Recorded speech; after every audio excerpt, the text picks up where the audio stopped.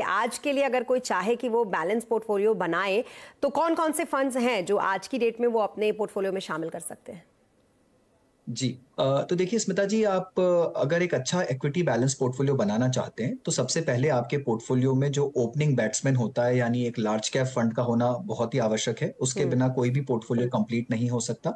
तो वहां पर लार्ज कैप के लिहाज से मुझे एक्टिव फंड थोड़े कम पसंद है। मैं चाहूंगा कि एक पैसिव लार्ज कैप को इंक्लूड किया जाए वहां पर, और बंधन निफ्टी 50 इंडेक्स फंड मुझे काफी अच्छा लगता है क्योंकि उसका एक्सपेंस रेशो कम है, ट्रैकिंग एरर कम है और फंड का परफॉर्मेंस और एयूएम भी काफी अच्छा है। हम्म।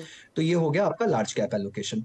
वहीं पर मिडिल ऑर्डर के लिए हमें चाहिए एक अच्छा मल्टी कैप या फ्लेक्सी कैप फंड। तो यहाँ पर कोटक मल्टी कैप फंड को हम इंक्लूड कर सकते हैं। फंड का ट्रैक रिकॉर्ड बहुत पुराना नहीं है क्योंकि ये 1.5 साल पुराना ही फंड है। पर मुझे लगता है मल्टी कैप जो कैटेगरी है जिसमें कि 25% लार्ज, 25% मिड और 25% स्मॉल कैप होता ही होता है अनिवार्य रूप से, ये कैटेगरी सभी निवेशकों को अपने पोर्टफोलियो में जरूर शामिल करनी चाहिए।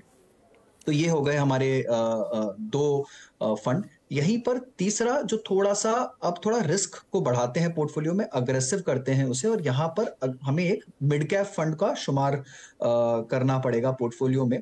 तो वहाँ काफी सारी निवेशकों के लिए चॉइसेस है। यहाँ एक्टिव और पैसिव दोनों ही अच्छी स्ट्रेटेजीज हैं। अगर एक्टिव की तरफ में जाऊं तो एक्टिव मिड कैप में मुझे Pru ICICI mid cap, DSP mid cap, ये फंड काफी अच्छे लगते हैं। उनको आप पोर्टफोलियो में शामिल कर सकते हैं।